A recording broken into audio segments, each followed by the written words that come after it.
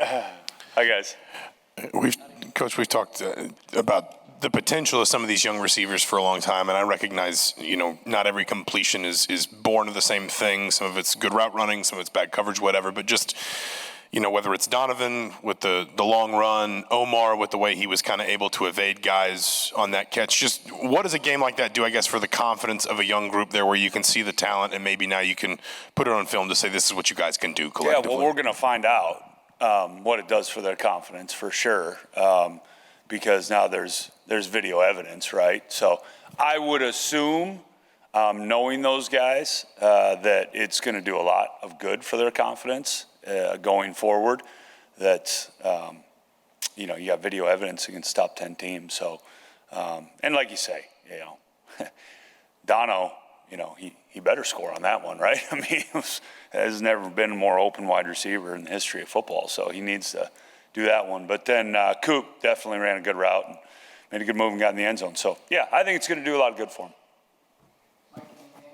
In terms of Jalen Lucas, his touches have been kind of down the last 3 weeks. How have you tried to kind of reverse that and get him the ball a little bit? And have you noticed him being down at all? I know he's kind of struggled on special teams a little bit with punt returns. Just kind of what's his mindset like right now?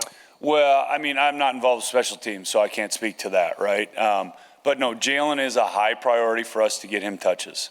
And he's also a high priority for the defense to make sure we don't get him touches.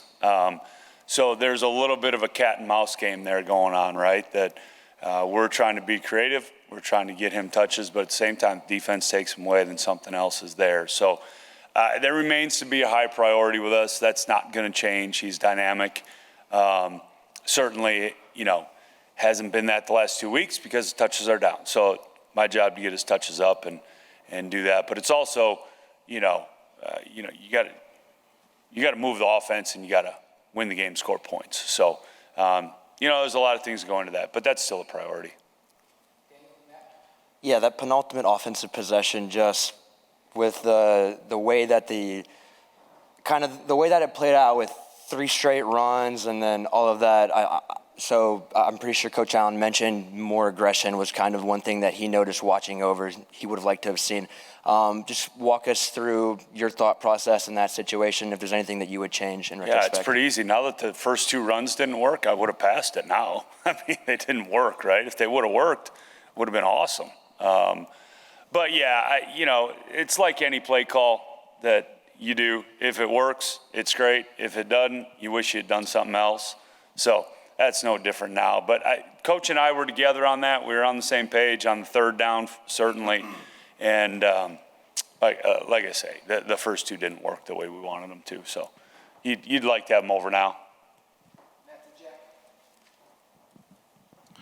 Hey, Coach, I know obviously you look at the rushing numbers aren't still where you guys want it to be, but it seemed like when you guys, when you wanted to run the ball, sometimes when you kind of needed to run the ball, you're more effective this week. I guess kind of talk about the growth, not just the O-line, but just the running backs, getting Josh back and Trent and getting him more involved and all that. Yeah, I just saw Josh up here. It was good to have him back. We were all happy to get him back. He's played a lot of football around here. So he was certainly a big part. And Trent, obviously, and, CT has had some time this year too. But,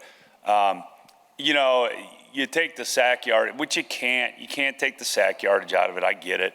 But, if you do take the sack yardage out of that thing, we're averaging about 4 yards a carry there, and that's effective running. It's not where it needs to be. None of it is, guys. Like, I'm going to say it again. It's all below the line until you win. And then there's probably still some things that are still below the line even when you do win. But it's all below the line. But certainly being effective, in the run game is last 2 weeks it's been better, but still below the line. Yeah, just what were some of your takeaways from the way Brendan played Saturday, some of the things he can build off and what you want him to keep working on, I guess?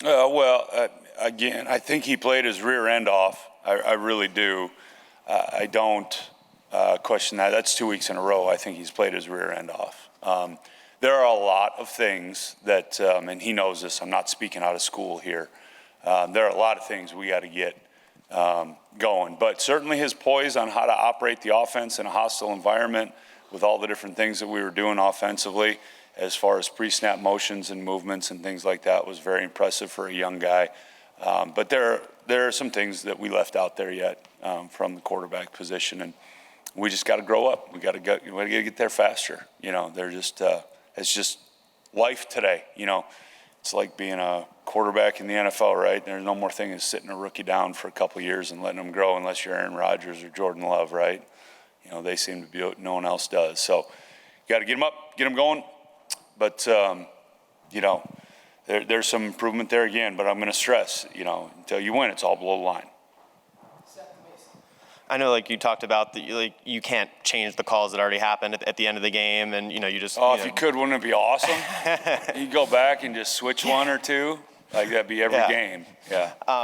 But I'm just wondering if you could kind of take us through your process of when you go through film after the games, and kind of how you kind of evaluate your own calls after the fact.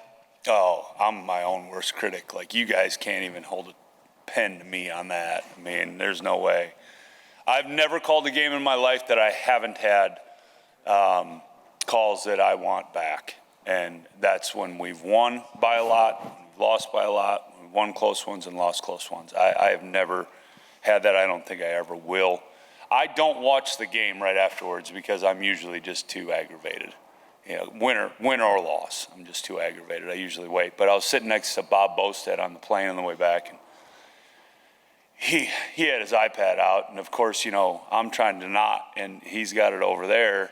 And so what is my head doing the whole time? Well, eventually I'm sitting right next to him. We had a seat between us, and we're going through the whole thing. He's getting aggravated at me because I want to watch the wide, and he only want to watch the tight.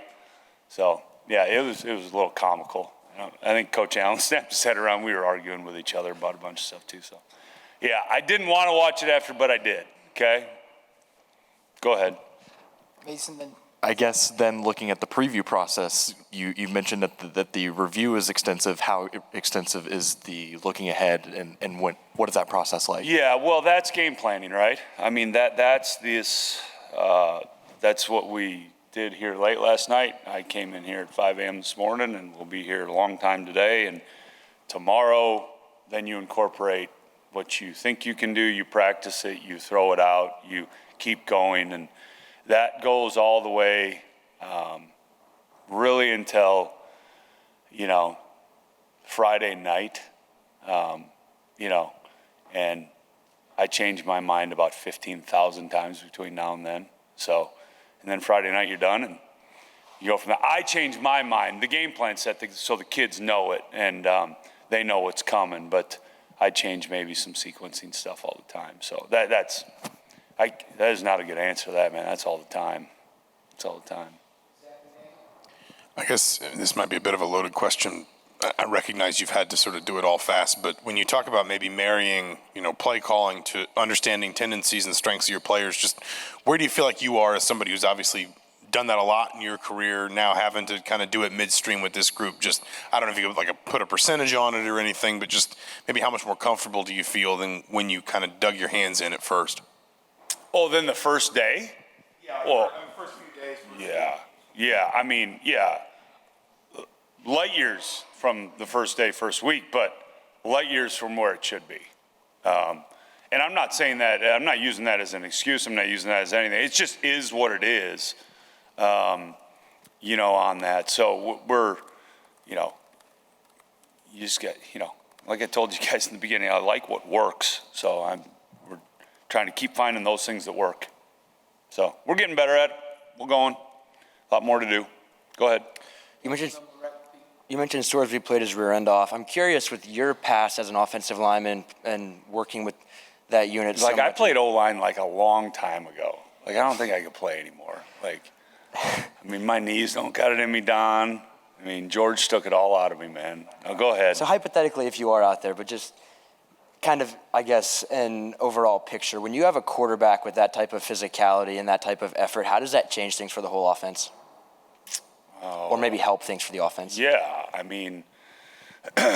there was a run he had where he took he lowered his shoulder, and the second guy came in and kind of got him from behind. I think it was on that drive that we missed the field goal.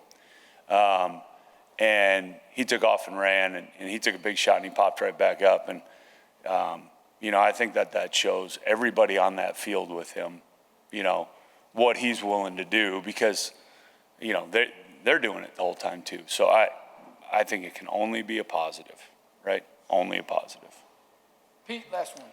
This question Pete, comes do you from, always wrap it up? well, Are you always last one? apparently I do, especially with this question, because it's a request from a Jeff K. in Bloomington. Oh, really? Yes, and it's an incredible question, and he wants to know why Zach Carpenter is so much more athletic than, say, a center from early 90s. I only have, when he is more athletic than me, there is no question about it. Zach is more athletic than me, so I have no problem saying that. But the source of this question, I question its purity. And as soon as I get off this mic, we're going to have a talk about that purity. As you should, Yeah. you should. Is that it?